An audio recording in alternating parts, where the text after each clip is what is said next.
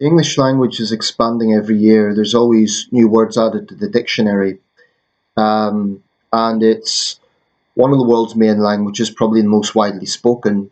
But this is dependent on how that is determined.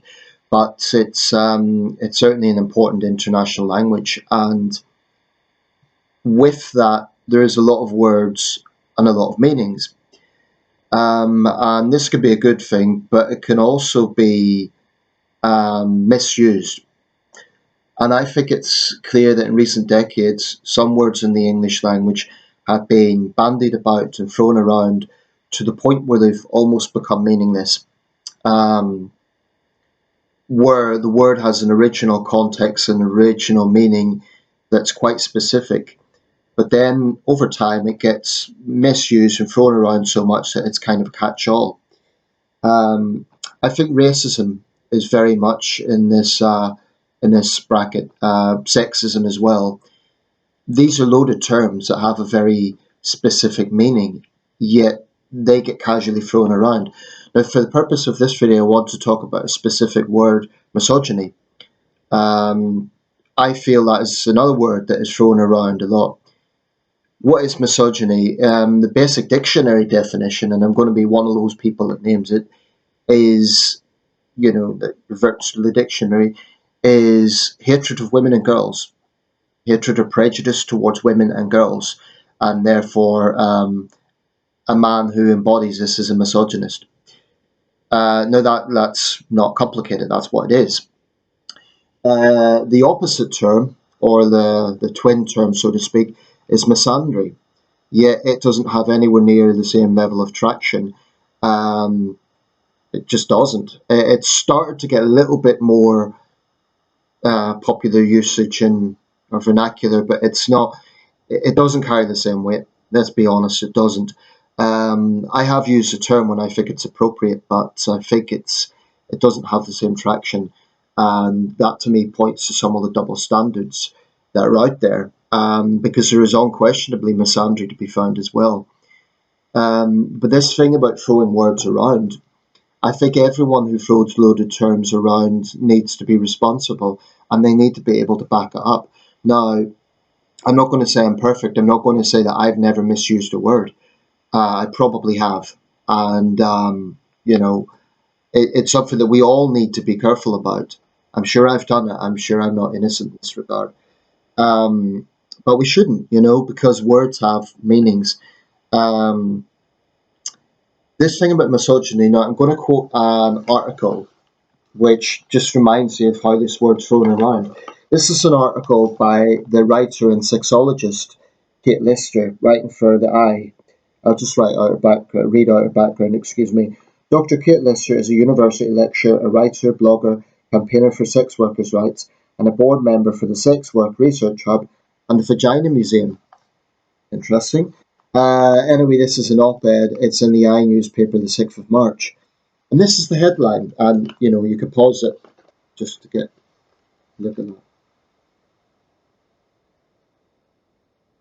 Not the headline, the title of the op-ed, I should say. Misogyny muscles in on the dad bod. Sexual attractiveness is a whole lot more than what meets the eye.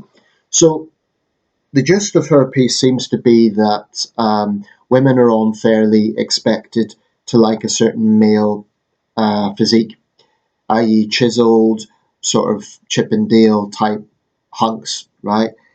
And there's this refusal to believe when women actually say they prefer other male body types. The little subhead in the byline reads, like most women she knows, Kate Lister would take comedian Jack Black over a toned Jim Hunk any day. I said byline, really, it's a photo caption. Like most women she knows, Kate Lister would take comedian Jack Black over a toned Jim Hunk any day. Coincidentally, I was watching Kung Fu Panda yesterday. Nothing to do with this video, just coincidence. The point being, Jack Black's a normal bloke.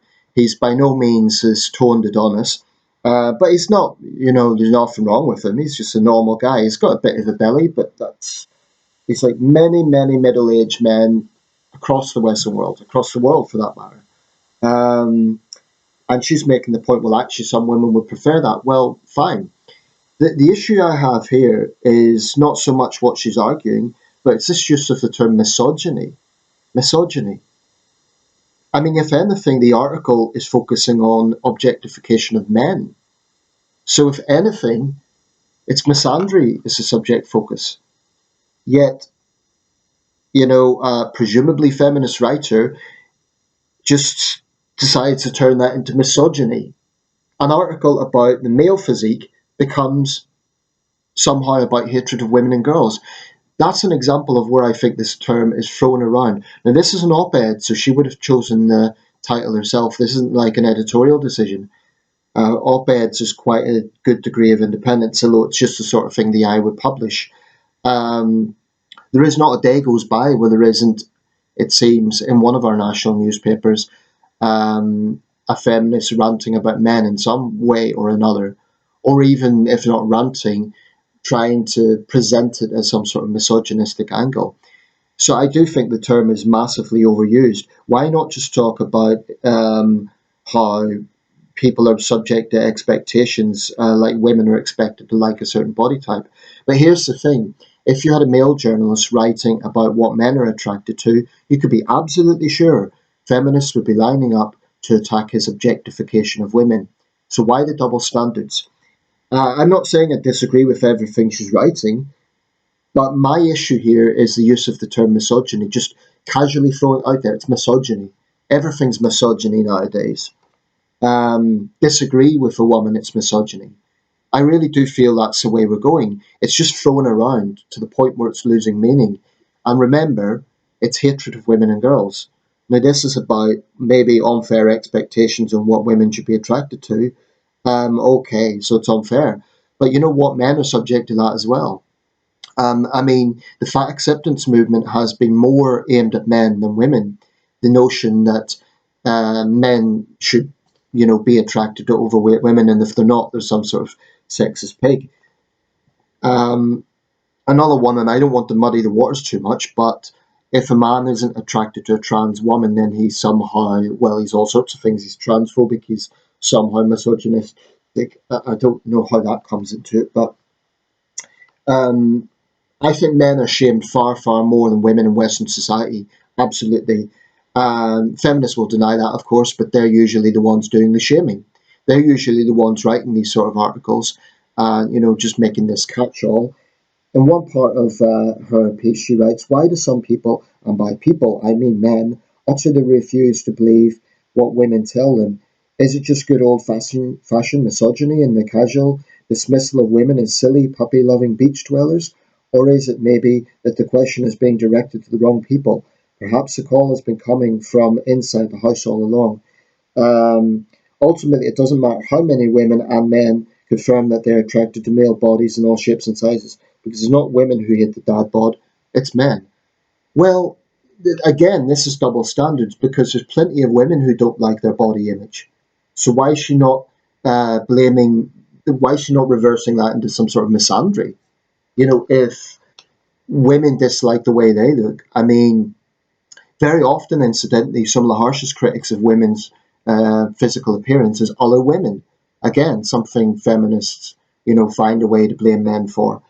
Um, it's just tiresome. It's lazy, and I think it's massively overused. And this is, an academic, Dr. Kate Lister. She's clearly not a stupid person, but it's just a lazy way of throwing this word around. And I have a problem with it, because there is not a day goes by where we don't hear this word being thrown around. And it does matter, because when it gets to points of legislation, we have to be very, very careful how that is promoted. I mean, if such legislation was to come in, for example, making misogyny a crime, well, who gets to define it? By all means, there is misogyny in society. We've seen the rot in the Metropolitan Police, the likes of Wayne Couzens and David Carrick. We have seen very degrading language about women in certain quarters. Um, and there is, for example, in the incel culture, examples of hatred of women. Those are all serious problems that need to be tackled. I would also point to so-called honour crimes in some quarters of the South Asian community. and I'm not generalizing there, but it's a reality. So misogyny absolutely does exist in our midst. But what I have a problem with is just this catch-all, like saying basically anytime I disagree with a man, it's misogyny. I think there are some feminists who have that mindset, and it's just thrown around. I'm tired of it. Let me know your thoughts.